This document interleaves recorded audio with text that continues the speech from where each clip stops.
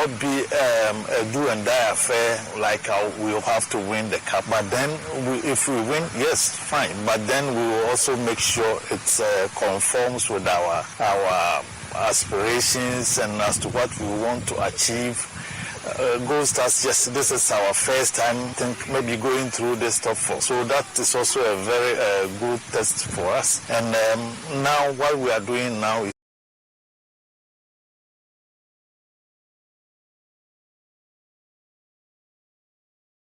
condition. But for now, everything is going fine.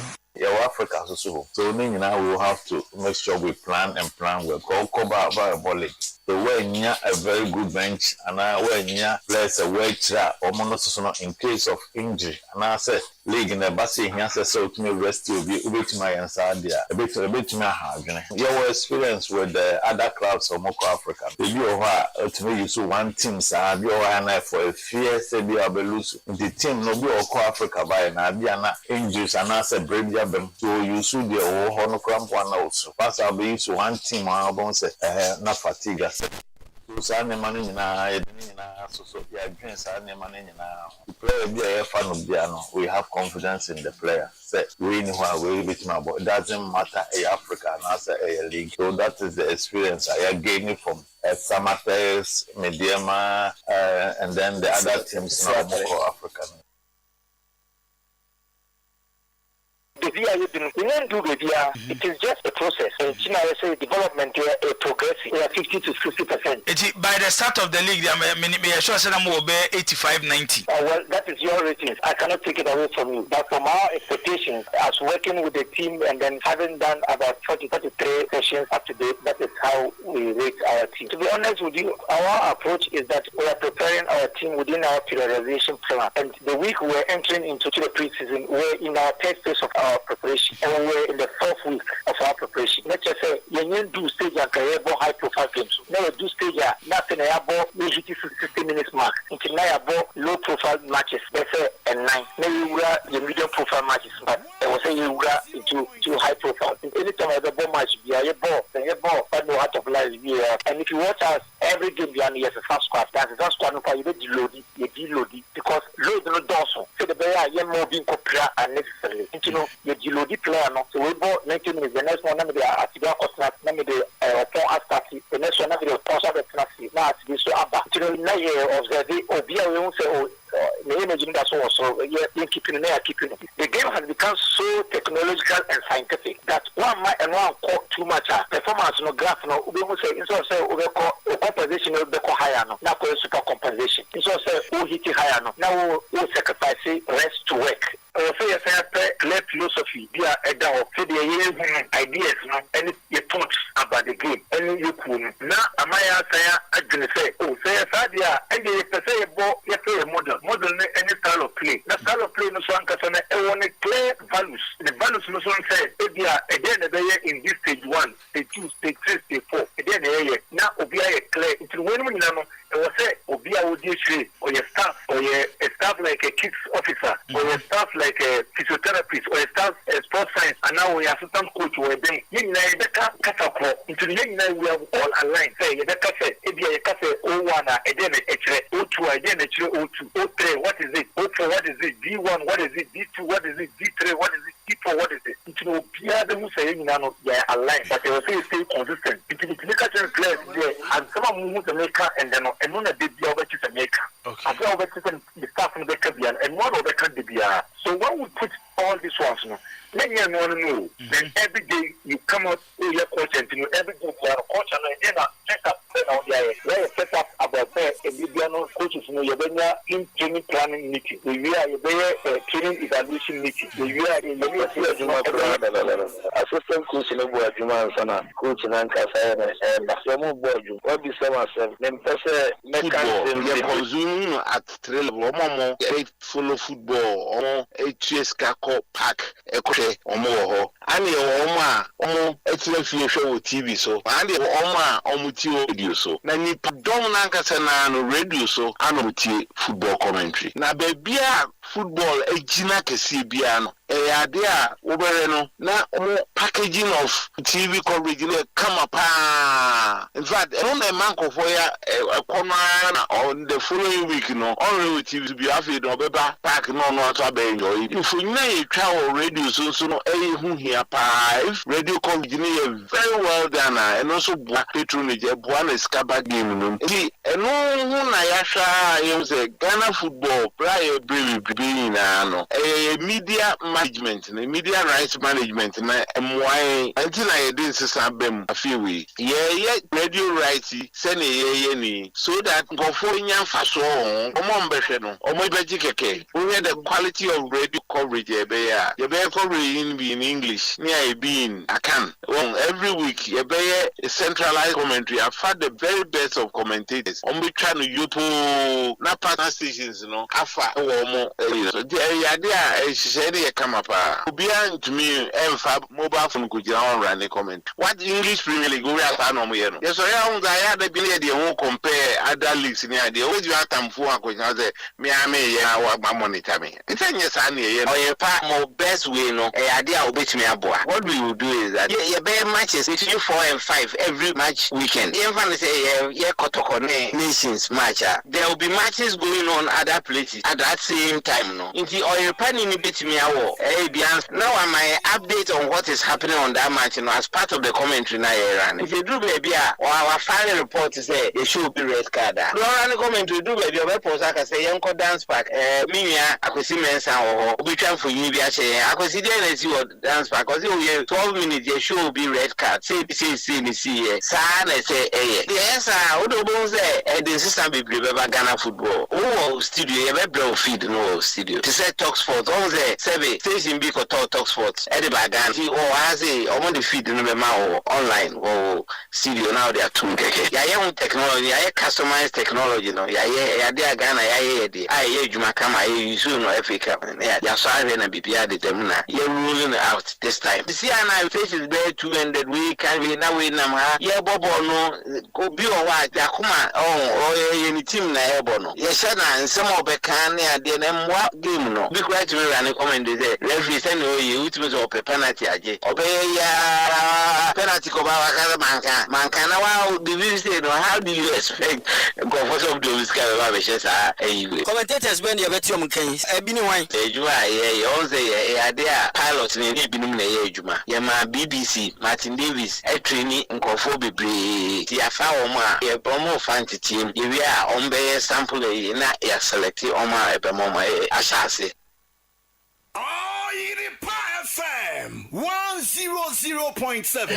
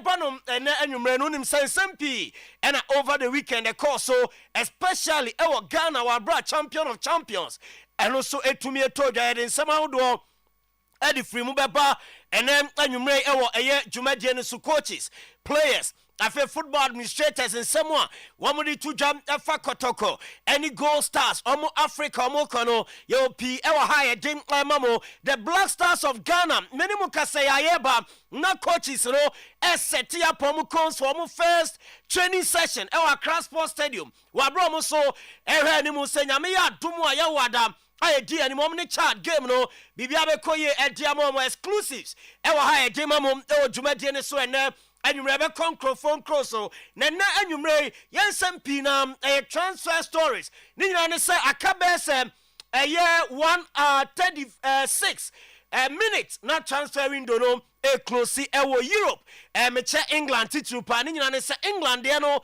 close at 7 p.m. I know 6 p.m. Ghana your details I dey Eba players ni bi movie bi medicals ebi ekosan omo contract ebi so enkomatwetwe na guso ekoso omo try some be finalize it within some few minutes aka ewo transfer window when nyina ya boabo no ye bremo na anumre ewo kasafidie no so text message or WhatsApp message ye je ewo 0538 101091 0538 101091 Promotional Ghana Limited, Holy Mosquito Spray and Quail, Perfect Skin and Body Therapy, Promise Herbal, PKB Group of Companies, MYCZ Company, Dr. Caesar, Bash Digital Satellite, Wakambi, Bosheba Electricals, Etayachi, and Afe, Yadi Jumadianina, Eddie Bremo, Jumakwe, Woma Tauma, and Yadin Samno, Eddie Bremo, and then when you may, Ewom, Jumadiano, and so straight away, I conquer phone cross for Manone, you see for more. Na yede fisem atwaso ede amamu Clementino the darling boy ebe bansakra and the boss player na abadwafo nyina agada na oma papa nsem ni mo enso ede amamu ewo kasa fidie no enso ntini Bismarck rolling yanko na Bayern Munich any Chelsea no pekacho SM finally omasa agree on a deal for player and ding Nicholas Jackson. Now the attorney said, Bayern edging Nicholas Jackson on loan. Now I will buy clause. Option to buy the player. Now the details are all contract anymore. Saying, the attorney a 5-year deal. And Nicholas Jackson Bayern agrees a koba. SS Sobeto Associate can't get my Bayern. Womo and so between and at was 5 years of so Esia can let the ama Bayern. Womo Bobo Kono now when him said to Nankam initially 15 million euros now so Chelsea might play and back to England still Bayern. I can't so Mupenintino a Chelsea. Pejasi Kanimo Edico 16.5 million euros and Sika by Adama Chelsea for some 1 year loan period. Wamuso for Nicholas Jackson. Now you see Nicholas Jackson clauses woman is sign a contract in him no HSS Otimi bomb a recognizable number of games and a trigger obligation to buy the player and team assistance their option to buy. Name more matches at the Bayern obligation now 65 million euros na buying betia at Chelsea. One more Bobo Konomus for player no as on come nonson twaso and see a can and fam. I won't summon a team out. I want so and you may Nicholas Jackson, Minimo Casayano, a 11 Chelsea, and over to me a sham or finalizing it. Don't know. I will buy money come and so share. Yet details in a mamma and to be a buying. Everybody and Tabber announcing Nicholas Jackson due to Bayern Monica and also come on and you may Jumadian so now himself Liverpool and Crystal Palace. What was why agreement to Mark Guehi? What is so free Crystal Akosia kind? I'm a Liverpool. Woman, Bobokono, 35 million pounds, and a Liverpool team. I'm a Crystal Palace. Now, a more 10% sell on clause. I'm a share contract anymore. And it's a Mark Guehi. every Liverpool akɔ club bia mu a profit after sale no ɛyade a Liverpool benya 10% ɛwɔ ɛyɛ saa sika ne so ɛno ɛnsom ɛyɛ Jeffrey Oba na Guehi minimu kasɛn ɛka de nanka Crystal Palace blocking the deal ne nyina ne sana Crystal Palace yo wo mu pe defender ba kwa be hyɛ na wo mu kɔ yɛ na mfa ɛmo mu fra Liverpool say mu hold on Masa akwa na ekɔ senke ekɔfa no ne agyawe amamu no antentamo ntino mo ntwan kakra na mo nkɔmɔtwetwe no atimi to asoma they say the Crystal Palace ama Liverpool green light no wo mama player ne go ahead so betumi akɔ na wakɔ ne medicals ama Liverpool minimum kase ya ade ama Guehi ne medical no ekosom ɛwɔ London Liverpool asɛ obeye ne medicals ne wɔ Crystal Palace honoma na enso atumi monitor agent amana enum deal free ho ba yɛde mamom yeso ne so ene anwumre me free ho na me mani akyerem Aston Villa wombo boko na so ye confirm as a former player Edma Manchester United Victor Lindelof ayade Aston Villa ene no agree woma sign contract no a 2-year deal with option to extend for another year until 2027 and on the contract so na obowie na say ne modern boss ani a no ma extend ba kuna ka ho na kosi 2028 June and detail e Victor Lindelof one so the contract was sign edin ama Aston Villa wo mo boboko na ye dia ho nsem no edin man ye dwumade ne so and party Manuel Akanji ekopiem Italy no akosi akan ede ama Inter Milan boboko no na dependent on Benjamin Pavard. One who say remember Pavard seven so na Manuel Akanji to Inter Milan. They said the team sinimi no exchange document. Ama do no cut through. Na Manuel Akanji awie ni medical or pass bibi ekoye edemano. Na say ana sika sem no etie. Inter Milan ebetua 2 million euros. Eden ama Manchester City. I know a part of the salary. One also bejen Inter one bobo anymore and the Inter just as Canum Jama City. Na City the church player no and so salary in kakranka cram. Na 15 million euros buy option clause after the loan. Some Inter percent almost say boy any permanent. One bet 15 million euro. Ede Ama City. One bobo kono na your sister Akanji. About 50% of games are buy option no ebe 10 nabeye mandatory ete say Nicholas Jackson there na 50% of games say Manuel Akanji timi boa ebeba be mandatory ese Inter Milan wom ese player no permanently and so Jeffrey ho eba ejemamo e odwumade ne so Inter any Man City we ya so Benjamin Pavard he said the Manuel Akanji ontino and yes sankuku no nkaka so ye send you out of Italy ama ene wom the Benjamin Pavard akomo Olympic Marseille wom eboboko na no enso kakra ba ya de won sem na dwemon ewo dwumadie ne so enem anwumre Aston Villa boboko no mame fon to jam officially we ma reach verbal agreement with Harvey Elliott ama Liverpool and so a loan with obligation to buy no atum na 35 million pounds and then Liverpool and free Aston Villa one team no ma jai player and didn't have Elliott no so kakosia kan and Liverpool na be ba chokosia kan ama Aston Villa one team na say medicals no and available kono arrange ese have Elliott betumi aba no abewie a complete bibia na anwumre ya we be sign a contract jama Liverpool Aston Villa one bobo kono from Liverpool a 1 year loan with obligation to buy for 35 million pounds ya de no so nsam no etiema ewo ye dwumadie ne so Alexander Isak Masas ya say player bi agye ne ho ntre ha ewo transfer window bi mu amasa say player say tie twa pass o team ne ye mobiem no Masa Alexander Isak de no ana afi edimu ntintimai panti no visa mane nkwa ni mu kakra ho na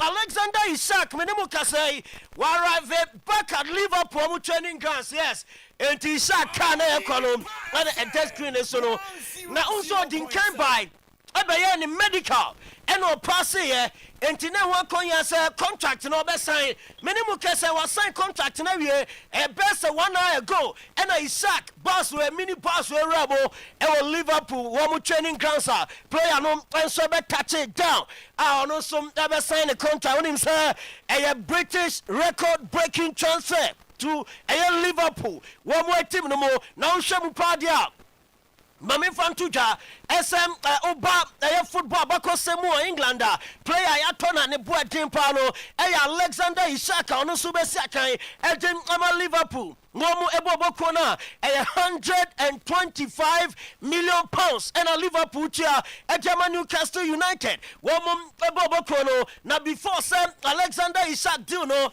Eko Truno, not the most expensive players, and what the English Premier League Florian Wait, one on a 125 million euros. Enzo Fernandez, one on a Chelsea player, Chelsea turn 121 million euros. Jack Grealish, and some Ebesia Candyman, Manchester City, says so alone, Everton, Bruno, Free Aston Villa, Bano, Adia City, 117 million euros. Declan Rice, and Super Boy, Edma Arsenal Timno, 160 million euros, and Arsenal Jaya, Moises Caicedo. And so Chelsea at on 160 million euros. Romelu Lukaku, one also Saba back to Chelsea from Inter Milan, 130 million euros. And a Chelsea, Paul Billy Pogba from Juve to Manchester United, 105 million euros. Afe Kai Havertz, 100 million euros. And Afe Hugo Ekitike. Maza Kwana but 2 goals Jama Liverpool season when easy cry. One also 95 million euros away. The first 10 most expensive signings in the history of English football. And you know, Alexander Isak, Florian Wirtz, Enzo Fernandez, Jack Grealish, Declan Rice, Moises Caicedo, Romelu Lukaku, Paul Pogba, Kai Havertz, and Hugo Ekitike in that order. Yajim, I know some common at the amount of Jumadian. So Piero Hincapi from Leverkusen. One also minimum Kasaya or finalizing it, you know. At the Ama Arsenal, woman Ebobokono, and Team Akabani Sadia Nachase, Jacob Kiwo, one of some Ebetime movie Akopoto, a team no more, and Shaya Arsenal team no, one so I am Ediator, now him so Alexander Zinchenko, ni potential move to Marcelo. A reporter and is Adena as a Yarika Krawata say in Jan and Asuntebiana, a Timia Tiato and Hana and go through Ebiano Alexander Zinchenko, ever to a swap, Edim Ama Arsenal team now, yet Denison come on, Edim Amo, Ewa Jumadian so, Namiba Studio, not sending laments of free a Belgium Pro League in Babo, Edama Manchester United, who say, boys, be there. Ni videos e babo ante masa goes to be a sha kwano pressure papa minimum kase ya wa ye medicals awie ono so sign a contract no e dem Manchester United bobo kono na ye busa se similar ment ibe anya dia Andrew Nana and I'll take buying there Baku free or and be 3 goalkeepers so a sending lament Andrew Nana on a fay, out buying there. Name says the coach. I'm an class out buying there. And I am the number 1. I say Andrew Nana. Echo number 2. And it's a boy way better number 1 spot in India. Nature's I dear Andrew Nana Bayer, the 3rd choice goalkeeper. Our Manchester United. One team anymore. And also come on, Ebam. Afi. Upe player ba kwa ye dina nipa e wa transfer imu a player ni din and so Ademola Lookman na ena Bayern Munich wo mu san ko so Ademola ye pre no tenten wa ho ma so mra no mebo mayen na mo me loan deal ena ye pese fa boy no ye say Atalanta e ka che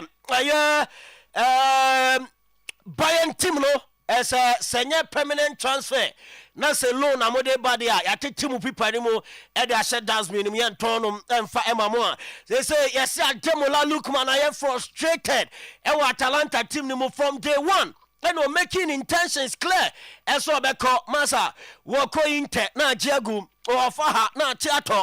I'm a last hour at Bayern Munich Deno and also to me and coach through yes loan pardia and Atalanta so Montona and also and come on paper ya demamum Jumadene so Galatasaray exclusive breaking news album and it's Omacho come Manchester City.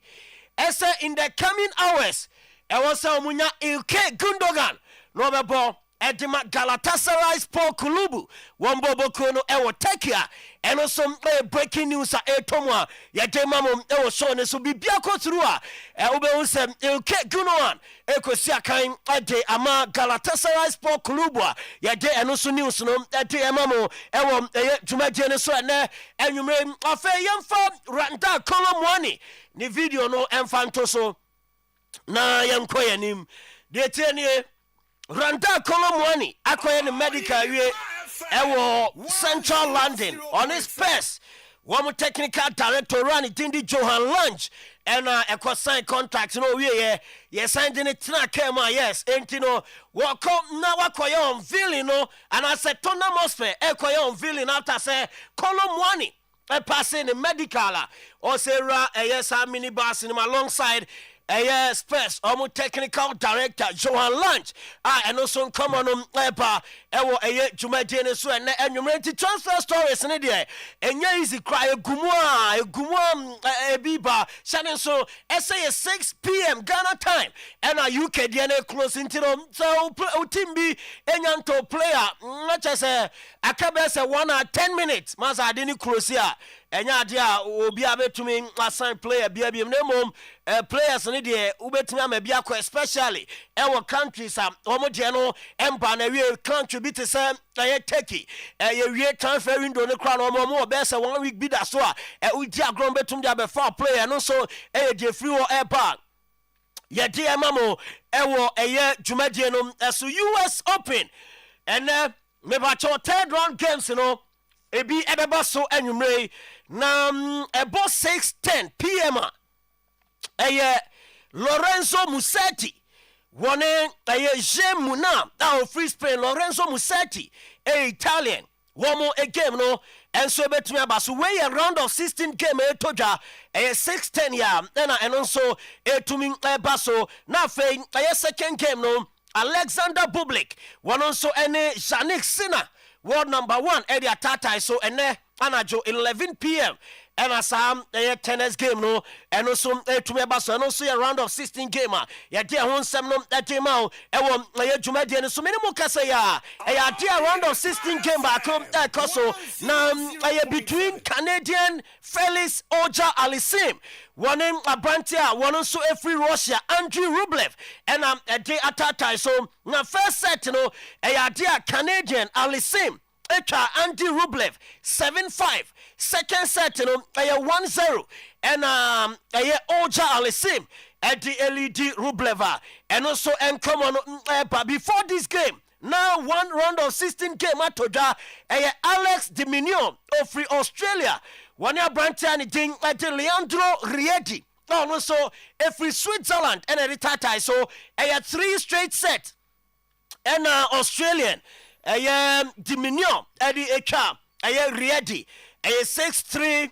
6-2 6-1 and Alex Diminion and so at the economy US Open round of 16 games and also come on way men's singles and also toja na women's singles na brain into tenase didn't and so na sem no ebema jumadi so Shannon so say Highway Sports and Augusto awutie na trebi Oyerepa television Bosheba electrical solar and rechargeable table fans yadi bia baba jibi fako demo be bon from kama betum de si table no so betumi Adi hangi demo honum na de bia me kasa multi purpose ninya ne sa apart from say born from ano kanea wom oso a ebe bright ubetumi the pen drive ashem na fe won so atumi de abonyum na wajeje wani enya no nko 170 cities bra ye be ma standing fan na also atumi adi born from a e wo demo fofofo ye nko a e na ye ma sa akwanya no bra bo sheba ya so ye ne beji product bi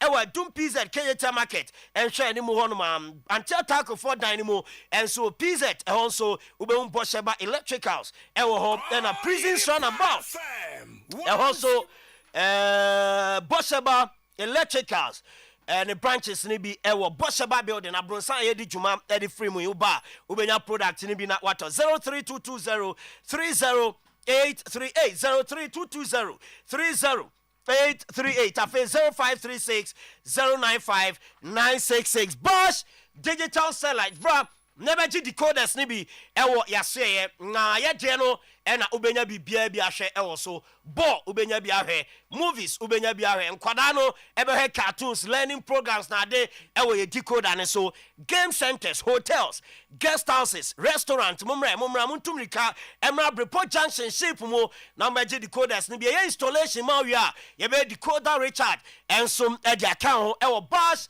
digital satellite 0200 05 08 48 0200 05 08 48 and a Bosch number offer na onso abejo decoder Dr. Caesar Lina Energy Tea and on ema ya hoden anopato anwumrede bia meka ye ba the way ya bobo bi no enye easy cra de tienie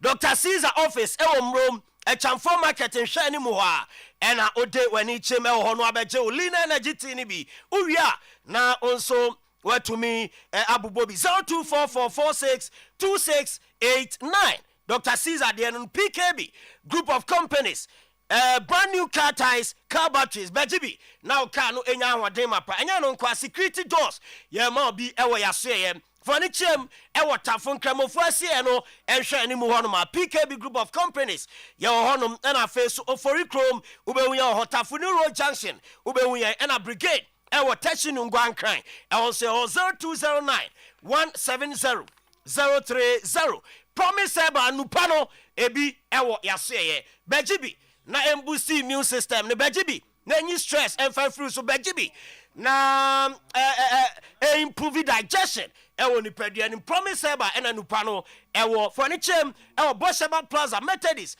asone hwa ni mu ewo adum eho ena promise eba obehuyan ewo ho frey ewo 0535 544 681 perfect skin and body therapy skin no ebe kama na yefa bra perfect skin and body therapy ye pimple stretch marks na so be nyina every skin and ye wia na ya ma flat tummy na ye body slimming e de aka ho e de ama Kumasi Bushen Abraham Junction Accra osu akwa J Park Sita Sabron sign mo e na Takra de Ketan Junction Episoft Lodge Hotel frey e was 0553 312 911 eno a perfect skin and body therapy number eno no Holy Mosquito Spray and Quell Dana Kronkro ne pamontuntum ni nyina e Holy Mosquito Spray and I will Toby na ode akofi o spray demo ha ekum awana na just center eham enso ewo edemo enwumre furniture ewo Kumasi Depot ewo Doom traffic light na wabeje ni dosopo watu bi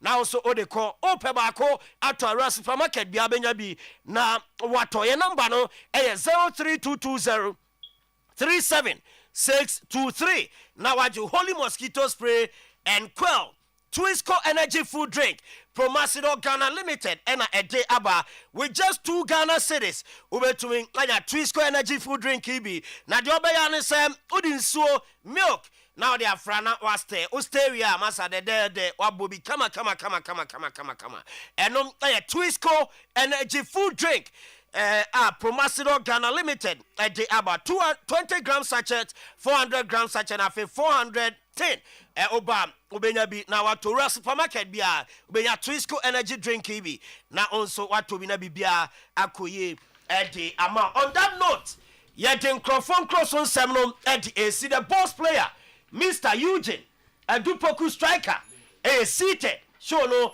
to aso edi ama boss still na yegusu aye pedan no entino owo dan ewo edum Boshen ampame Bantima Report Junction Asokwa Stadium Amakom and a Ditchem Swa.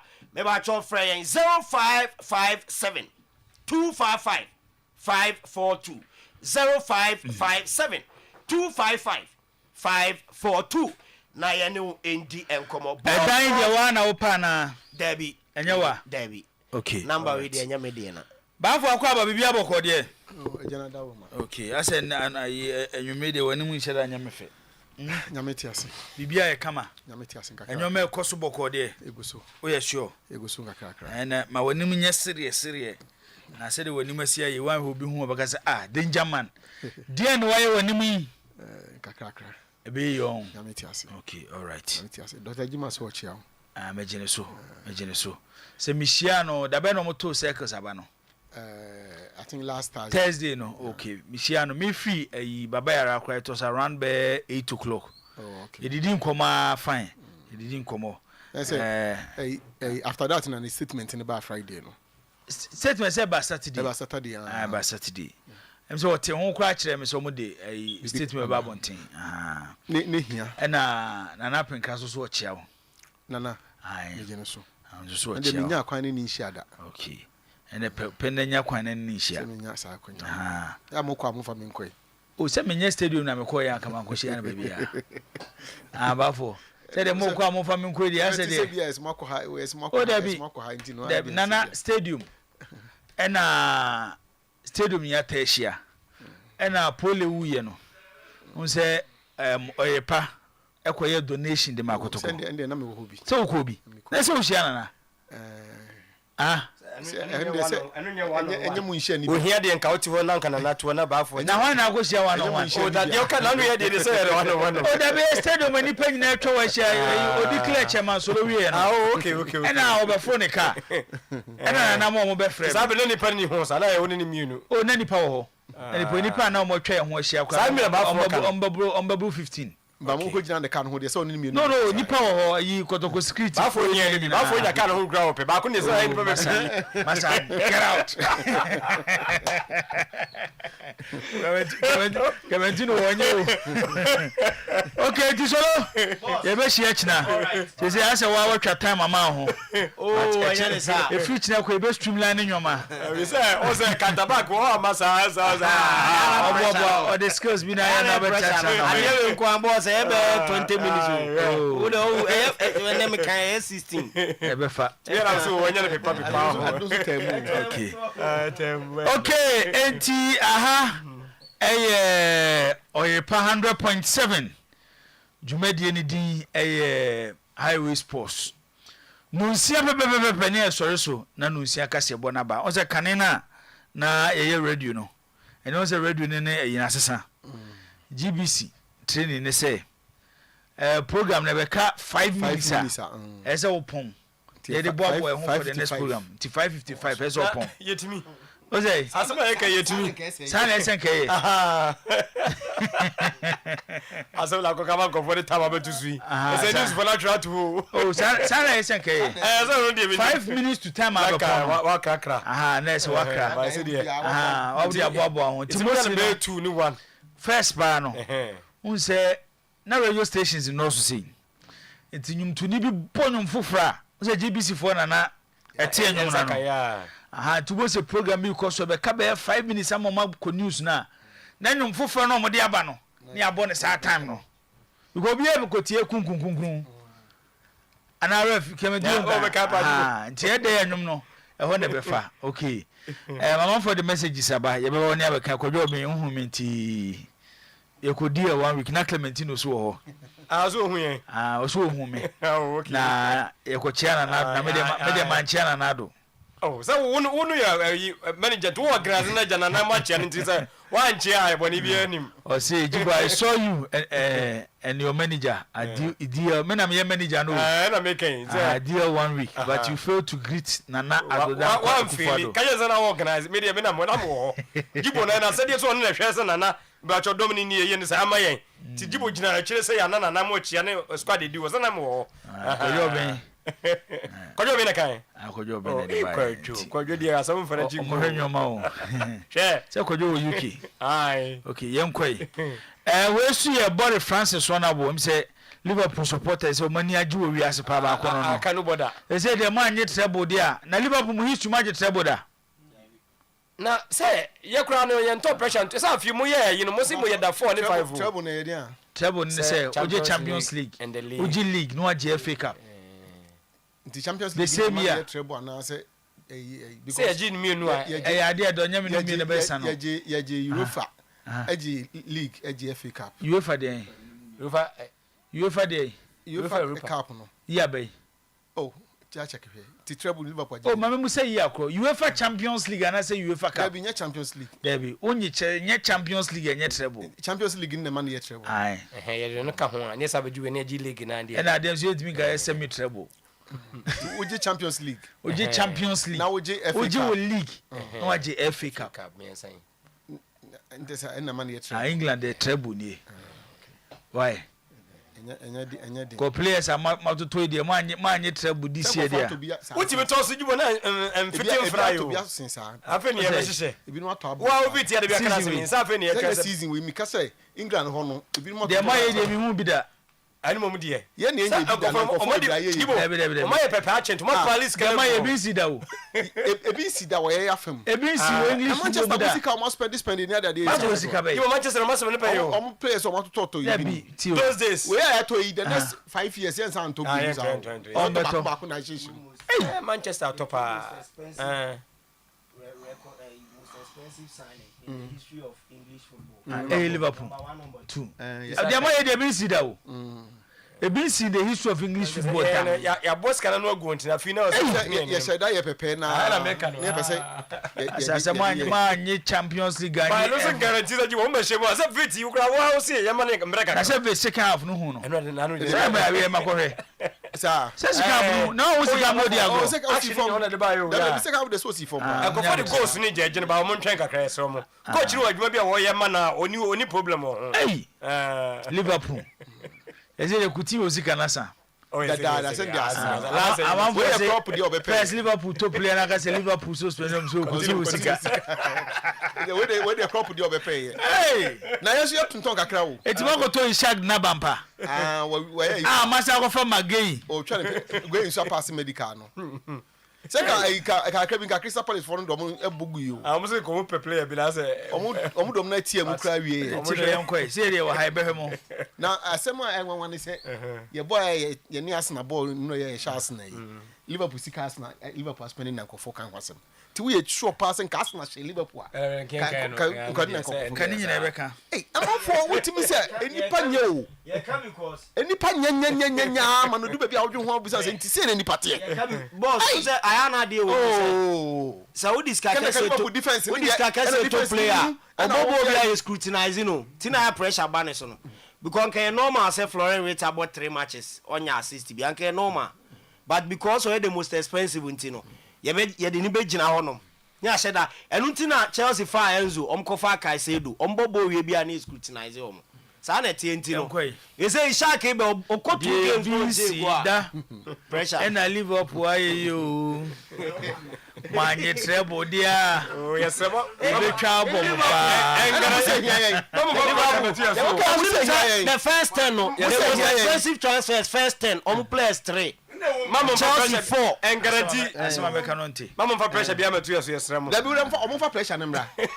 Tiro. Pressure na na me start season nya pressure Sisi mo ko ya. anya mra fie. You 9 points. Yemra fie. Pressure ni mo ya 9 points. Yemra fie. yo but wow 5-7 on the dot Shaka be Liverpool mpa. abajibu dia dredia aka imena na beka sa aka to na bro na goe ya ka ho But when you say players omo strike omo clubs no. About 90%. The omo pe no musaka. sasa Players are omo toa omo say ye ma training biem. Oh. O say about 90%. Oh yes, I beton. yes da ko hia da ye man ni o Obeton no. Oh. Bebre. Na ekwati wo si na chi ye ya na okọ Brazil. Okọ Obeton no. 90% of them. omo ko Omo find omo yo ko say. Obeton no. Yes, I dia. Yes, Abubakar o. Liverpool Fernando Torres. Yes, okọ dressing room no de na bobo no mam. Omo ko train yes yes no yes say. Chelsea Second January no say kokokoko. Michael Owen can say me na say o say. Ishaq amatwuma no asi ni so amokan.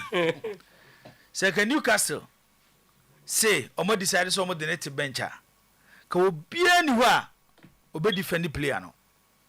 Nti do time na players e omo adwen so omo bekwa especially omo ko clubs a prestige ni wo sora munya omo no monko.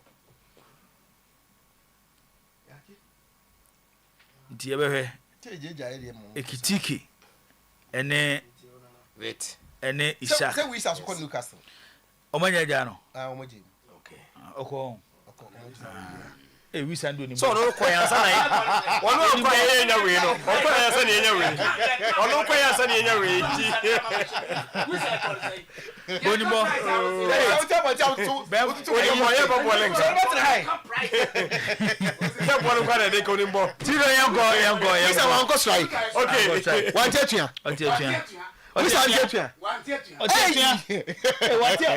think Isaac I did yango okay 5-9 on the door still on the highway sports na ye wie amanone jaka nyina no efie ene ye ho adwuma mi wura blasters kakra mi wia ma wura kotoko the house of folk aka ho transfer window na nura ene ka pono to mu players across sensan ye ene me bo bosun kakra ebi ye 14 13 15 17 ni nyina no e wa ha ene nwrei of course na fei me de mad ene kakra so e de kwakohwim now de tie ne ma menka wo se no num ye and Accra Sports Stadium Blasters of Ghana players no touch it down wa training no e fiti asenga kanga yam fantu dwa se anwume training no onumi e ba fi ya bie de aton santwafo any public no ho so obi amra na fe nkomo bia mu a muni players be die no munu mu ani efuru okonde aka nyina no e serious training na e to dwa asat na wa ne be wura studios no ne hwe Thomas Patenim se enche obeta chi down before so no maye no ye were 12 players others nyina no yes for to manwumra ene anopa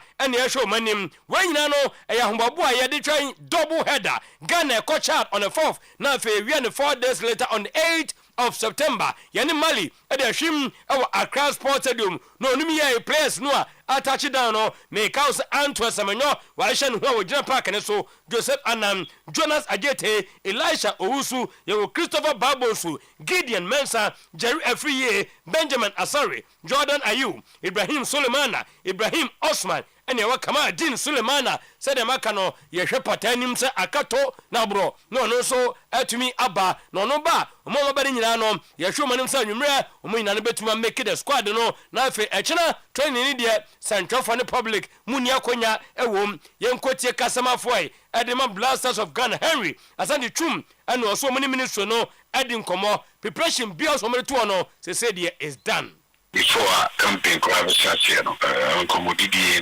and baba here between the FA and ECOSO. So far everything is on point. Maybe all is well for now. The BBI and your issue are between a report. BBI officials are here. More man on any other kinds. More also a report. And players need to back if you want to pay. And then in the evening the rest will arrive. BBI okay. And literally 5 open to the public and the media. That is the plan. And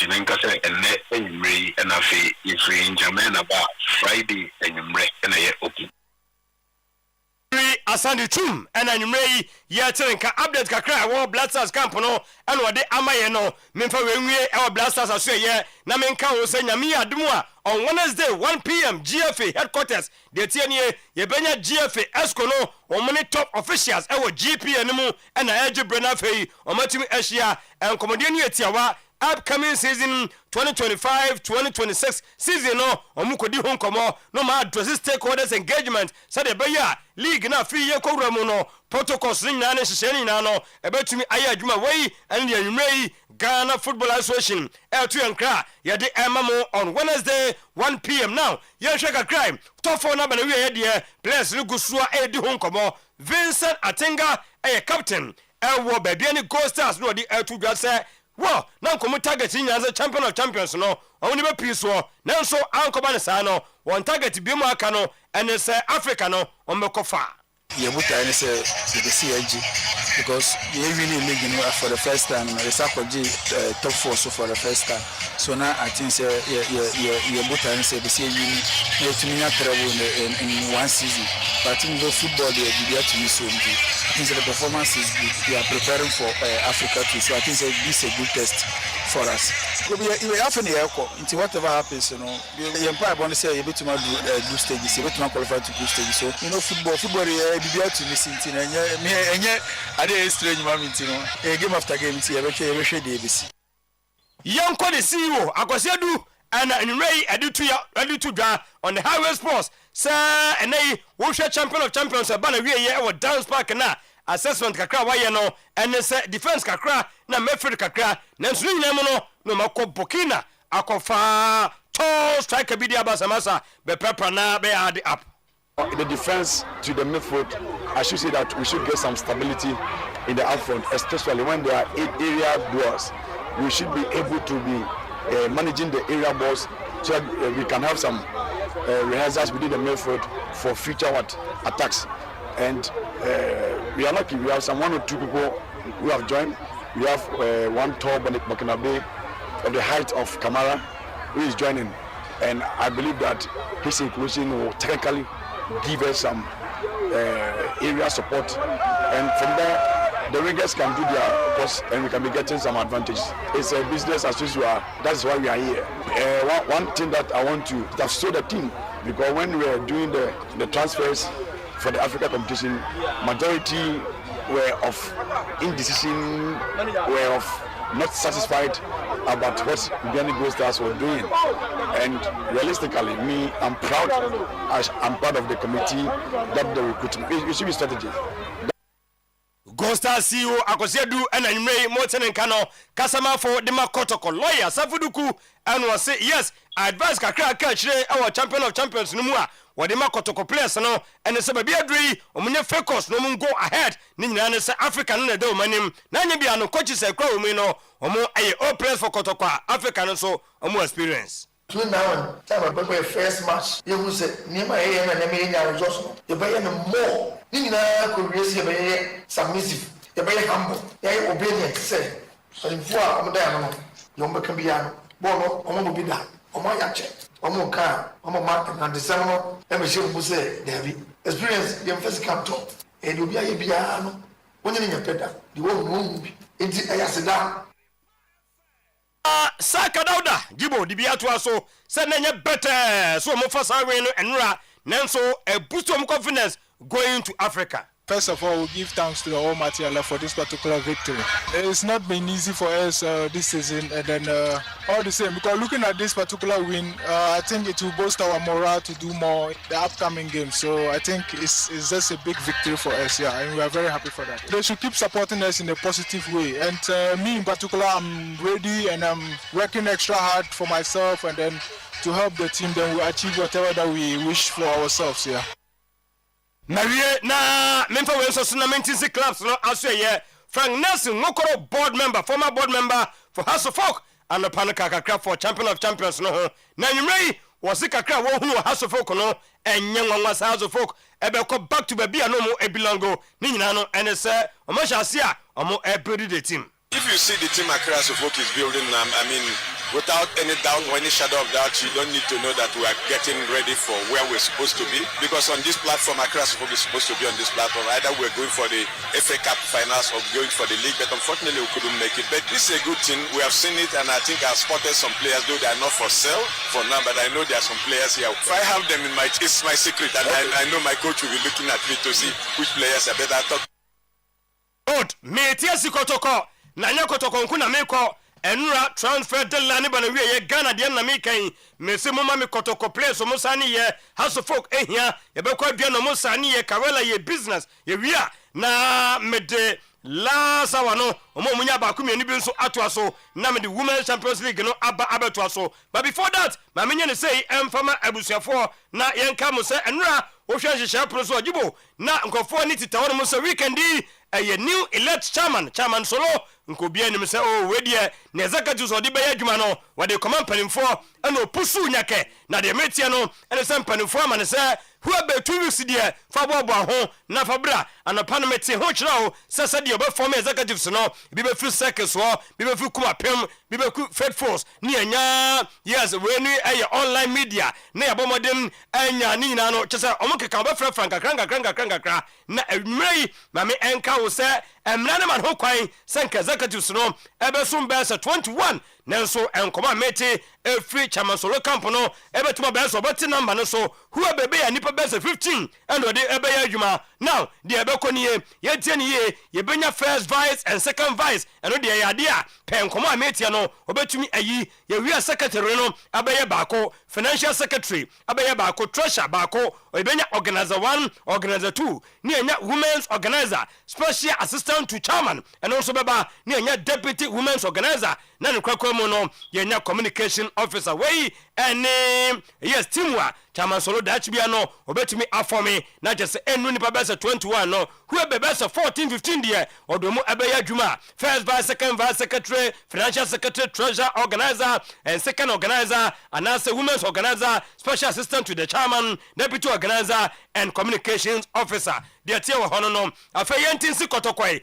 dan na bana wiye kotoko players no momfamra na afei enkofo hwe BC 15 17 18 official one mensaka no 14 players na kotoko ye ho adwuma this season yes obant interference of visa ne Bismarck edi eguso yenya hebejau ono no bekum Chelsea Philip Amo yes edubiase Lord Hilary Adabo ono so baye Francis Akwa Bechem ono so ebaye Hilary no Samates good ono so ebaye Zakaria Fuseni bekum Chelsea Johnson Opono Usu ona asama ba no hono se da bi mama fight from position na bi coach one other player ba enti asa wo ye crocodile John wo de manete to no bobiem na mfa ye be pono so wedi enti Johnson Usu da konkon hono mo so media no so munya ne de enyamaye Joseph Amua ono so ewo ho yenya set kodo Mefida no Inusa Adams Ringa Morfin Donzo ono so Ringa forward no tenta no hono mo Shaibu Abubakar transfer no mu ye ne de afidie master so far player we no hono ba kono Shaibu Abubakar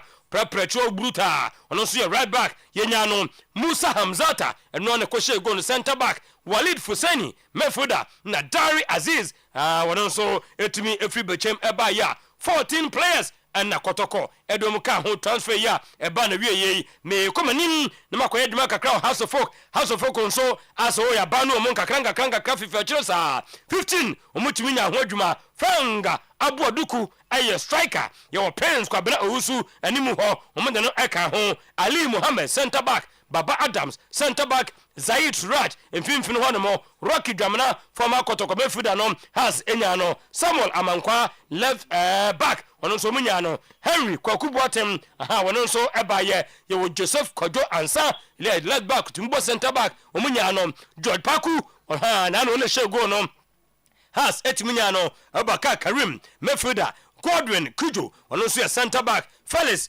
Octoboa ono so center back Kevin Apia Mefuda and Solomon Agbashi goalkeeper ti House of Folk 15 Kotoko 14 nam ka se Kotoko Sanja House has bisa ho into Kotoko 14 House of Folk 15 Minkwadua 9 omuna so far ye business ka se pa 17 now the tie Stephen Kwache right back ye wo Obin Setre Gigori goalkeeper no fa no Meshak Afri ye wo Godfred Boache Charles Demfi Kamara Samuel Owusu Ansa yes ye wo Real Sopoku Chumasi Patrick Mensa Dominic Frimpon remember Adumakon William Denchi Brighter J Ernest Amankwa ye Henry Yabua Kofi Asante ye Abdulaziz Nuruddin Dauda Ben Sadiba ono so efri ho ebaye we in 17 players eduana etimi efaye menya adwuma kakra wo go stars ye nya Emmanuel Anka ono so ebaye Emmanuel Ajay Emmanuel Konto ono so ebaye ye wo Berima ba owura mu ho Emmanuel Fosuchei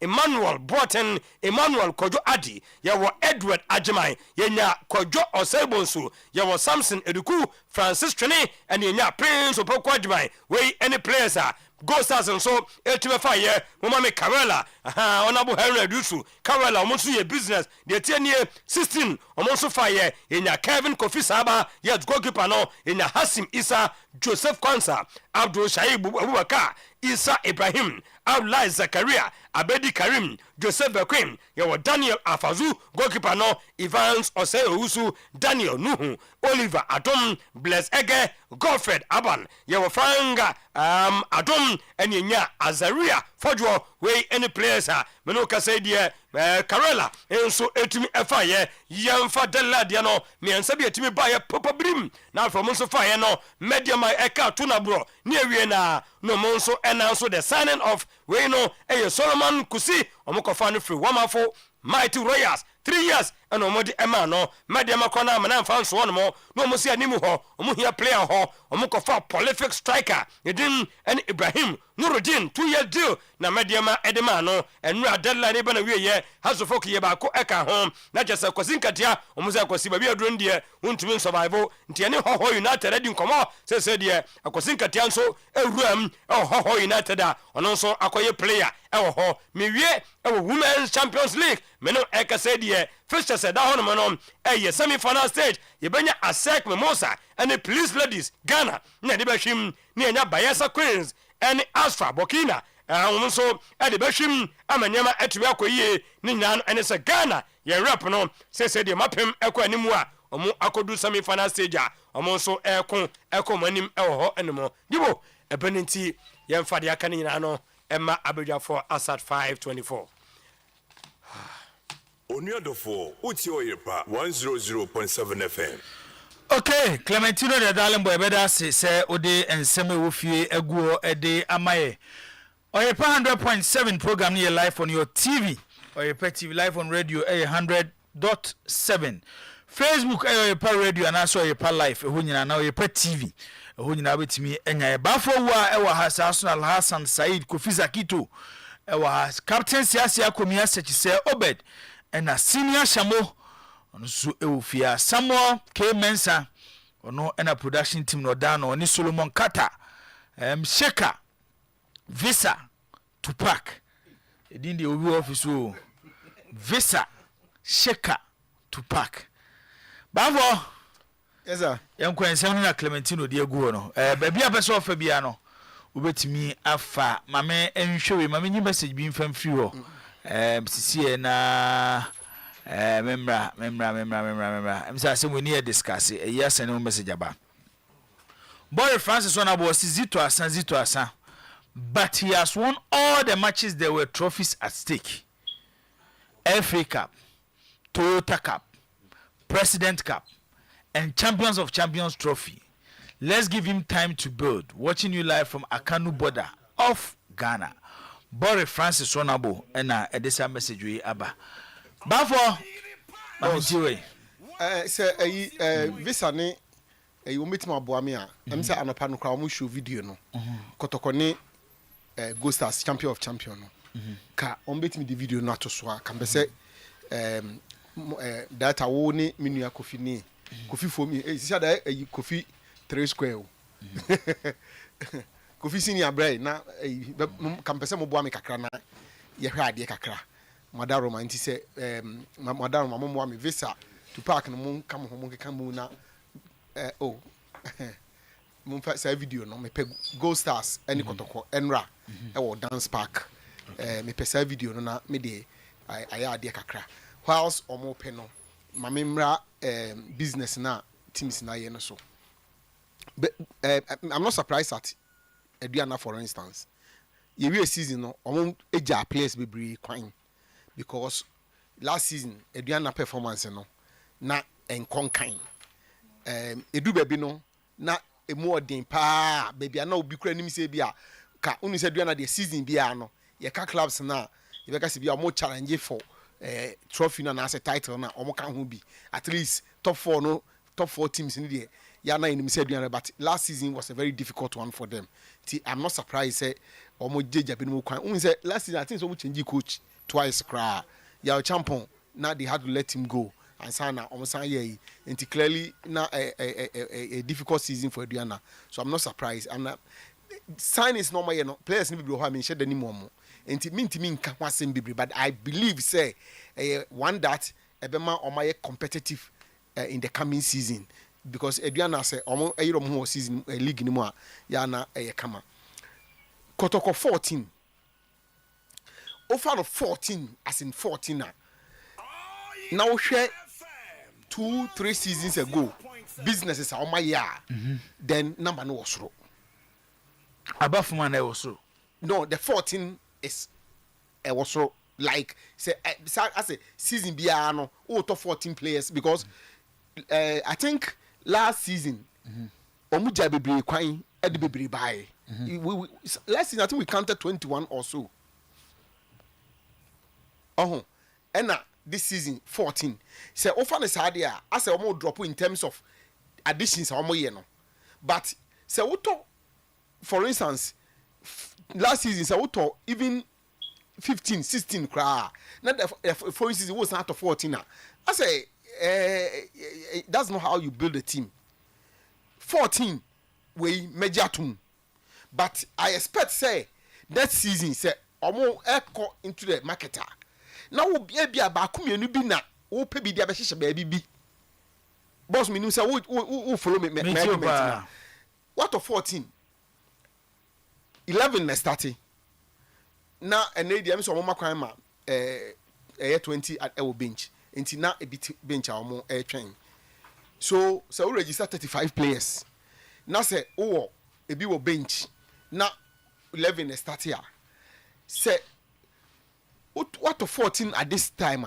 the following window or the following year next season say kotokoto more than 3 crowd say it depends on our plan ebia players ebu ohun betimi aton mo ebi also ebia based on the club project that season ebia no mu hia omo on betimi alone bi the normal Ghana when any place entermotity terminate contract this annual tisanyoma na koso so better more than that and they okay because players do say no more every team no more we last season league no say about 14 I think about it's just around 8 or so 8 yeah okay. if me counting here right but no crana hame no be 8 I think so and hame no say season no so we just 8 players kwan especially with the kind of business we here no previous season na worrying and yeah we scouting we recruitment policy na say when year but more competitions compared to last season. You see, so last year more Africa. This year more Africa. Yes, they will need a larger squad. You need a larger squad, but who register 35? So 35 no. Say ye na emu 8 na ekwa. And you now koto ne saying you purchasing, you know, there's a problem with it. We scouting, no, there's a problem with it. Because you see, team be a consistent, you know. Omo mo free mu kono. Obu ho no mo ati say the okay be a ton na eso ton no, me je no tum. So e say we replace. Obu ho no mo a e be a ni age no wadu bra say e ja no kwan ma okọ, me je no tum. But sa player no a ti say Jesse Blake for instance, what team move for some seasons and he say okwa so obehwe no na e be a obi a oba went me meet card no e be a ni season no I'm say wabobia do bless e jane kwan and then they asset that beton say be a obi say me penalty me be gine firi wonsem na be a wo ye business dia pesika no say wo kan nyina bom na be a 2 3 4 5 be a that's okay but sa ho say be a 10 12 13 boom ye jo mo ko na yasa ko chinchina akọ pebi di aba near the bar the following season now no you say boom sa 14 kon there I think a problematic for last one na me nko unuamo okay until me last one no say ka video na ready and I will appreciate it they can watch one video by enu match no ball bibie ne no enu na start almost synchronization project no me boa and they started the synchronization and no they started how I wish this video would be there okay go no akotoko share no say one go na bem go na akotoko share no unya botre you struggle to see the ball mo am wo ha de me so bia wo TV experience bon na o mu twa no cross up shot a wunya ubetima kan se 5 kra e bia na wanya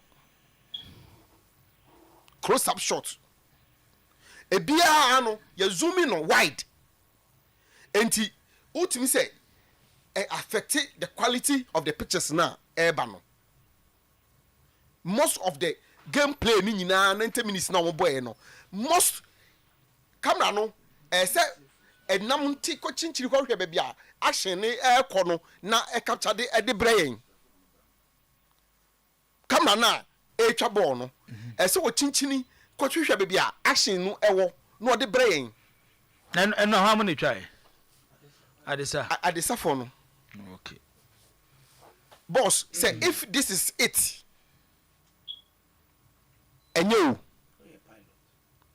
say tina make say me almost that last season there no me be complain wa ha me nua say wo be kwa me nya ho issue so e yes nothing and am say wo be my bibi say there edu be bia fa kire no no ankasa so aba ho bi say say there yenim say yentimi enya no te say baby for there no but at least improve kakra if I'm right top 4 no images no na a bit better than enrade no so we get top 4 coverage now a bit better than because at nya hwe kra no mo fa 8 cameras in twa match no ubenya some good pictures in the amayen anya we the manya kra no some mo 8 cameras amount to be behind the 2 posts no amount to be at least ubenya bia bit mama yen cross images action spot no so be see baby ubehu ni yie okay essence me say we there so munya no we to so goal na ehye no ball na to net mu but you struggle to see the ball but as danger man yantoazo zakito Zach I so me picking from wherever for and some of the park also are not camera friendly. I mean, can't the boy games no. Be senior camera friendly. No, munya try. Because you could see say very like baby like they were struggling. It's oma ai omo je oma quickmen ska ho a omo de go try game no. They say per Ghana ha never production they are one of the best. No, uza nyoma ayi enyoma ye dey twa sa nyoma no to get quality ayi there. Oma ye dey ini show mo sa no mo short kakra. Mse ayi for ye fine but omo kwa no say replay na ye omo struggle ayi for GH1. Enoma mo dey omo nyoma ko twa ye no. Eh silicon. Ipiani Gold Stars from Silicon Limited. No, as a event kesi e koso wo Ghana ha nyino mo na etwa. No, in terms of replay there they give us the best. In recent times, the who Kruma say it is the best that you can have in terms of giving you replays of the economy. But once I make any camera friendly. Unse stadium piano. Enti na I see no e mani bie no because camera no. E was say si baby na it be capture ni. But here, so I'm forced more there no because the place is not camera friendly. And for me, dear, I would wait and see them at venue like Ebi Accra, Kumasi, Ebi Tamale, Ebi Legon. So I'm Kumasi. Yes, Legon is camera fine. Oh, okay. I mean, no, I'm talking about baby a camera friendly no. You trouble you say good no. Nti mecham ehun mo kuma say Accra, Legon, Tamale, bisa no. Honest, this is a stadium. You try game you could see say then I would because baby no you could see say they were struggling.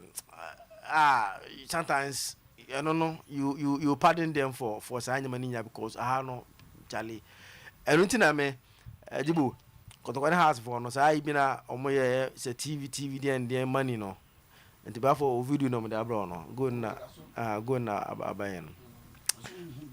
If they are not if they don't demand for unless after the or matches near to do like if they used to do no and they're fine, but if every week be on their game will be on TV. So what you on number is not yeah. Kotokone has matches ni be anymore because almost say season way there are some venues they say they will can say a one year camera friendly no they will not send their cameras there.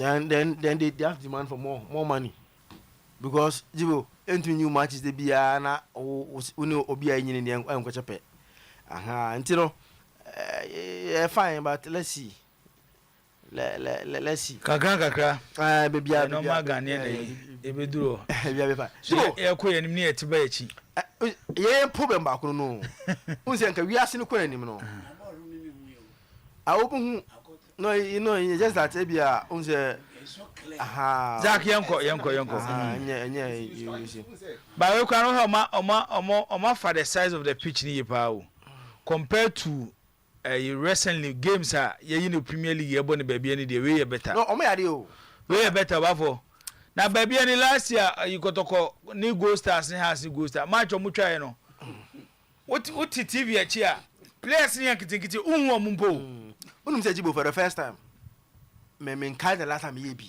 I'm being honest with you for the first time say me pa my ignore Liverpool any Arsenal bobo na senior na me hwe Manchester dey anka ignore o da bi to aso enye Manchester asem there's no way anka like a high profile game like this me nya bi da say me ja be hwe we bo we bi but nra I watch it because first na me come say ba ko no me weni ya wo ya ba entisa Jibo man me ko hwe me mama hu ani are da bi but when entisa the pictures were good. The only thing is that they have to improve, yes, on a lot of things. And again, some of the pitches on the venues are not camera friendly, and they're more for good quality coverage. You know, and not bad, but we hope say they can improve and improve better. Jibo, why first so a young football crew must say, Jibo, a problem. Say one transfer window now has out of 15 players. One transfer window got 14 players. You see, football men play in Kumasi, no. And so are we practicing the normal football? Yeah, and that's the idea. Yeah, football we are in a different world. But when you look at Ghana, the football yeah, different from the others. Jibo, go to with a young sounds more as even Chelsea, I saw more players. Of team on matches now. Do you how many new players at home? If they decide to first almost started 2 strikers Dilap and anything and Joao Pedro Joao Pedro and then Nancy Akwawi Estival will start into them fan say Palmer new Estival started 3 new players when started in the Chelsea new team now. They have about 80% of the core of the team now. See, still available playing. If you go to the Manchester United, how many new players are playing? And when I started about only 2 new players in Kuna and Mbwemu. By the same old last season players now, one started. If you go to Barcelona, how many new players are starting in the Barcelona team? Now, Obai, Liverpool Pathway, this is someone who's one of featuring no at all. This is someone who's one of featuring at all Liverpool. How many new players are starting there? Jibo, yeah, dear. Yet me team, but one as many as 5, 6 new players. Started, now another 5 or 6 at the bench. Is it that you kind of a broso? Because it should be you scabroso Kumasi. And I said, you're new players to. Ne turn it dear. Ne turn, can you problem? That way was it last season? I'm checking Elali. They bought around 17 players, but Omodi say Omuton do na. Omuton do na. I say football market in the TN say. Akwai sa him fuchini e bi de bi achi. Yaba so be obo in the Egyptian league. a bad thing say about South African league and I said Tanzania league, but go to play for the Egyptian league. But it's easy. I the my clubs no more Europe no. So bet you top player from the Egyptian league. And easy my lali musu so bet you Tanzania. I go to players. And they say easy ama Tanzania for some beba Ghana abeto players. Nti akoya himfuchine. But yeah the problem ne ye twem.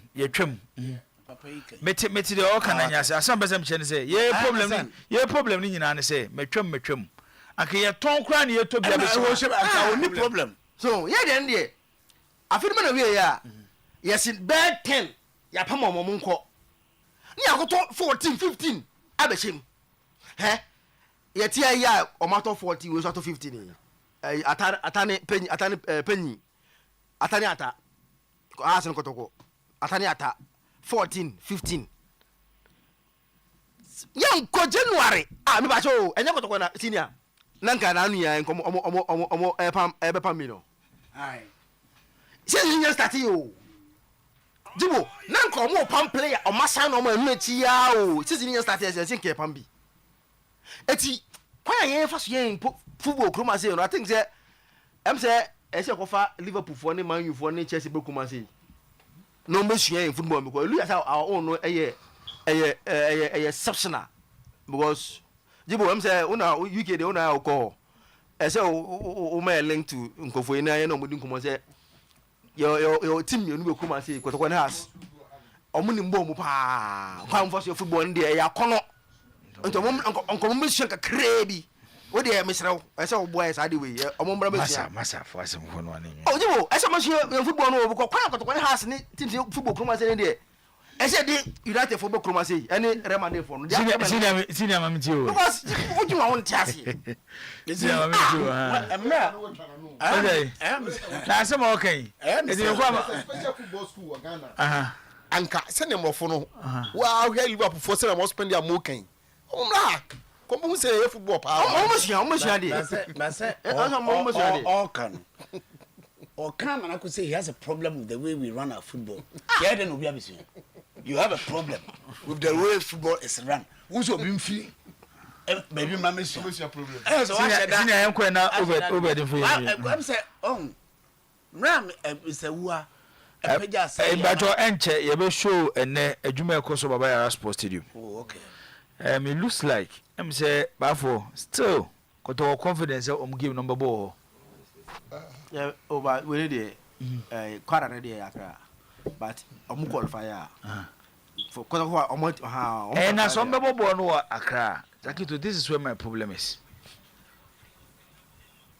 Uhiya ni Power Stadium and na 1st September game near that way weekend of 19 20 21st no communication from Kotoko baby on bebo game. I've spoken to whether say akra whether say you Kumasi, Ubia Mekanri. Is a scanner de Kohebo, and a month for two Suzu. Say young Kaya, yes, a young Kano be Kumasi, no starting no Bobuano. Say a Kumasi, so I don't think I know starting no Bobuano. But the silence on this issue, no, I think I agree with you. A moment on Mekanchom support. Do you know the reason why that thing is happening? Some school of thought in Kotoko think that it's possible some people Kumasi. Another school of thought. Edwin say ebia entimi sa meeting in the middle I want a problem no one. But minim o pictures no ka otimi show ya. Ka be ma yenya a wider Same show fatoso ne ya wider ayina ka etimi hu se de fatoso. Okay, we ye ne. We a picture. Se okoba ba ya se na be hu picture no. We ye nkala yo. Dabi ne kala. Eni. Na ye twinyo ma no. Daga ohuwe no oma bobo esi e kire no oma bobo a omo ye ho ni nyina kama no ma penti ho na according to said omo ye daga to ide omo be si no e be si daga out no omo flow so no e flow so ne de esi so ensi ho now the omo transfer no bench no e be ba tatan track no so okay say there was a communique from a year last you say maybe correct so they want to do blaster game yeah I mean they say okay say the space between we no dugout any pitch no any pitch too close. So this time I'm saying so we see we are then they will bring who's a dugout no a movable. Yeah. Who was here? So ombetwi e dey ba track tatan track no be bebe chire kakra na sa space na car for open no watimi anya. On am chere so that the qualification will even no betimi draw a calf adwena basom ho say oh Africa dey ade na mo kan no mo ye eni ade ba kwa me na so yenguma yikura ma ne ngono na ko beteke time ade na wotimi ka asem no ma ne ye be gu sadi we mu because you know what ugusu wi a ball ne ball ho so wotimi dua grass wotimi fa cement o. Okay, it you better join us here live on your TV so and on Facebook Oyerepa Radio and I say Oyerepa TV. Na be heard the current state of Babera sports. Me dey see na dem kan nyina na many problems see be no mo. But I think it's a communicating. Na supporters ne bobo mo. O dey o na se kese no kroma dey aka dey sa aka keto. Oh say one sentem bi da ho. Dey omadua. Amadu mfimfi hono afi na egro ni ade nti no omuguso owie na wutimi nya green ni wie na roller no e faso na bonsa afi amana even omotwitwa so be 2 times na wunya the water no answer water no e flow ni ade nti kwame they are working frantically but the fact is that you will need time for things to settle and for things to grow to where said they open and who human and me fam sad number and we are natural never be falling into places until we no what they have to do said they can communication me ba na man phone to me na obi wa said they can susu me say me full say kwa kra na kwa kwa say me di banku 10 cities eto and I'm tell bet why no banku tell and they do the same di me na me na 5 wa so 5 me dey to we o se budi aka na makotoko o se bu ona enam do ultimate so na se ye didi ari o ka se e maka se sa game ne kura no e so mo de online ticket sales kan ka sa mre kwa komo biem na manfo oto sa e ticket ni de o mo mpe o kwa o ko fa sa se mbabo amafo babo ho no ntemo o mo mpe Fala so na se wo be de fa yi no e ticket no so atem e ticket o mo e ko eye o ye said o mo ye adwuma na yi for no stadium there Kwame pay the pictures here they are working frantically to meet the deadline and I think it's laudable. Quick one, last one. Players na yeto Kwame yeah do be minim say ya o sheda nunu nipa na o sheda sre any ade a ubisa nice question yen kwa ye football no e different na oh ayina na harika no no o sisu dua bi na wanti ansusu he is talking about the subsequent years 14 15 18 no eto so say about 3 consecutive seasons oh that has been the trend enti o mo ba mi o mo koy ye hu sense bia so o mo ye ye ton player boy si am ko didi boy okọ Tanzania ko no okọ no nam ha sa anye ye boy bi okọ has ntimi anto no ekotokoni e na odi ko Tanzania Morrison how much did kotoko Kenya Kenya okay thank you for the correction how much did kotoko make from Abranten move or the call has the call was it almost terminating contract into Abranten no and we wouldn't they have been able to recoup something we are talking about where are you accounting edaho o balance here yes credit the giver debit the receiver there should be balance in your books there are no balances balance be any and no money hu to mo hwe de me de sa say you know my position say be jone ya to play na you budget yes sir and induce the frenziness in supporters but in se player ayi pa no yes na e no e kire di enti we afeni esi amna ho ana Ozay. Fini esi am na baba sports team. Whether no so we am. Na da ho roof. Go concrete be chance na wo. We nu concrete. Omo de yi be na omo dua grass.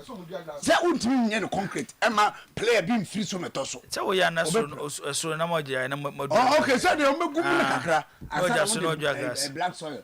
Eguma dua grass. Enyo. Anam de yi be na mo de carpet so asa. Enyo. We sha de the size chese iwrade.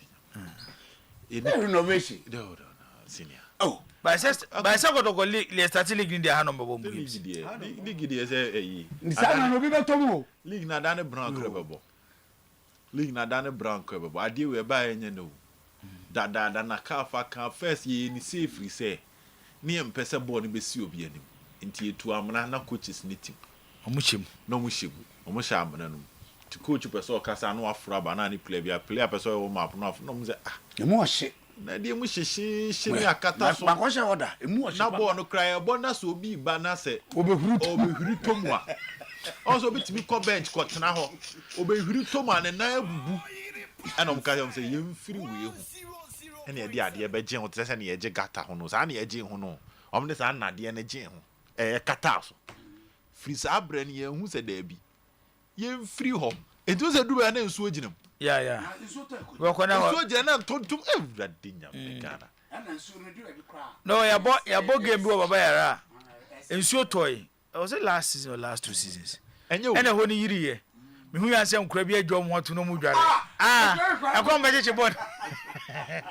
Enye like say ya na ka na ye de ha akudie na oni afa no. Enye wu. Ene na afi ne atutu ene ye feel. Clearly the NSC need to do something. There's only BB na show work. But the baby is a problem. You start league is kim. Na kotoko be bomb league games e wa ha before Africa na. It becomes another problem based on the year who say maintenance a problem de my. Na fe be say the another red flag na esen ho. E twen work. Say kotoko timi qualifier. I think we should be planning for mostly in Accra and never work kotoko for because we have na 2 year amna we skani bi dan ankene ya wi skani bi dan ankene ya 2 amna na ya sesa anwa gum aduadua grass after te water so I think as they are breaking the concrete. They say concrete trying to make the concrete formation. Oh senior ya tama fidie bi de kura kanti wena na mu se obi ni na mo de na bon papa na no asem o ko se skani bi dia eso go fa sa ina di sha ya so no ka bubu omo ye no ana on se omatu amna enti omo gumu concrete ase no ese bubu concrete ni ese bubu ni nyina na obu ase no so oh Sanya asia no kare obetun aka say odi anya no begusu anya na ye grass no root ni but in change ni na so otimi bu ni nyina but den sa de nso de so yusu ayi hu sa bragagada na bisho ma ya yesu be wi na wade ni na amanfo ye dey amanfo the machines entu say and bibia dey adanse say ade ye diska kese ye e wo pitch no ho no ene stadium no ye ni bi na esi an ma hu video of Black Stars players ni train no Accra Sports Stadium. Accra Sports Stadium no kra no so mimuni anko enye te say so me hana so there be enye de ka say gira na so because omo ball no call center line me hwe center center line enye shape sa etu man so man kakra te say Ghana che say ye tetem kwala na see o football say amanfo di football no call next level la wo mu tisika or amanfo kra plan their common natural resource mahu one funny comment go be say edu de dia na yakọ Brazil na yakọ nyimobi de na ko transfer no akosua bobo ye na jiska ye no come Madrid ho na na ko Barca ho na na ko jiska. This is just a joke, but look at the amount of money at Brazil and the South American countries, you know, omunya from the transfer of players. They be kwa clubs ho be development to krum ho a ye fa say na ko kwaje $1 million. No so the project wa da kwaja ache or creating employment. Yeah. Aban better to tax e de free mu enti player na ton a enye se ni nyina ekwa aban ho but sika na ba krom ho de aban benya bi team amufo so be den benya bi because ye de bibi okrom ope emfaso di aba si amfanya bibi kra na de to players around si asa be na echa asa be ton a ebeko other individuals boto. So people are taking football to the next level. Yeah, hane die asejibo agrona na de bia kwa ni aba. Accra Sports Stadium, Baba Sports Stadium, so all type of renovation. When your stories now, when you cry, you lose count of the number of stories around this venue and the renovation.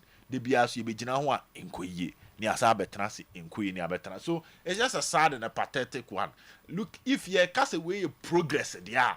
Say, dear bay, dear, say me, I need you. Dear we, as I see me, I need you say, and your man a car for car, no man ninja when ye be. But society we dug out. And then when you hear aman eniji abadia na tell so to say. Na amam foti mi ko to grass no ma be lewo mo. Ye ntimi bi. Ye diagro. Ah. Ye ntimi bo bet. O de stadium for me ba o. Se stadium for free ka si esi a. Ghana asem. Ebe twam 10 years. Aban for kwa ba na age. Aban for be bo ka say yes o man si kentu onye. Oh, na stadium there. Yes, point mali. Enya 4 years from this year. Akito. Eno ne be bo afcon o. Enti no me ho say the only time you betia renovate stadium ya ko tournament bi me host. Tanzania ni Kenya for stadium musisi Sierra Leone stadium musisi. O be de enkwai sia so bo kire ne de wa be de executive producer adwuma wo ye. Jibo for the transfer of players. Ese yenya botri. Jibo for the transfer of players no. Say the massam ne hane say a business say the odi shim no now we head your own sabeka the aspect where the clubs are not doing means what the Coutinho money Liverpool for now I say almost asan I say the asan there but first no yeah Liverpool for say Coutinho money nani nyina na say maton enyebi and am dey hye good. Senka this season you best start as a turn one player $1 million. $500,000 dollars. Akwe become $500,000 million. $500,000. Kaweka oh. Ibiako. Onto di bi benye to must send bi di bi hade. Na ho na ya asem no no. Players na ye sign nyina na ese enya bi wo yitrim abe hu se we mu de. Ye Friday bi resale value.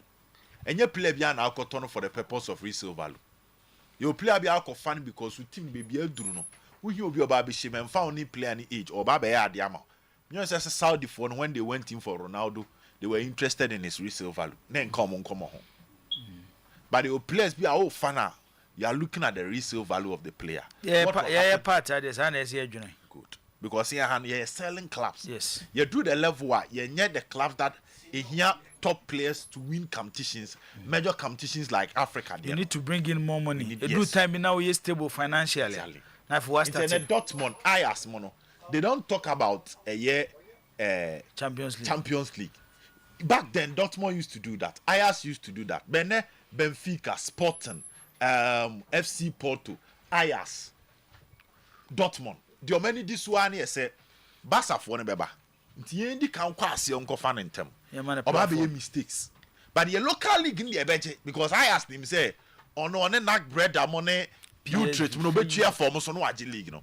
After that you polish the players and sell them and make money. Okay. I think that is what Kotoko and Haas need to do when it comes to their players. The factor of resale value. Say now come ton ba ko pa. Can we not be having these discussions? Sir Obed a champon a chedi yemfansia. Nyame admo china ye beto aso. Yadamu nyina se Highway Sports abanawie news at 6 na to aso okoje abo ene krobia ho ne kan omumienu okay na atena se a omodi no nsia ka se bo ne eba me so omo pere no eye Batistuta ne Recosta pass bia be ko Batistuta ho bia ye go to mienu de omo tena se we mi si fom yi me tena ka ma nam de ato me do ma na be ko fi me de mu na be twa road no news die nyame anem no kurani momienu tena se a otumu se ba bia atadi presla namba twatum na manfo tie Oyerepa FM unye yade kase ba we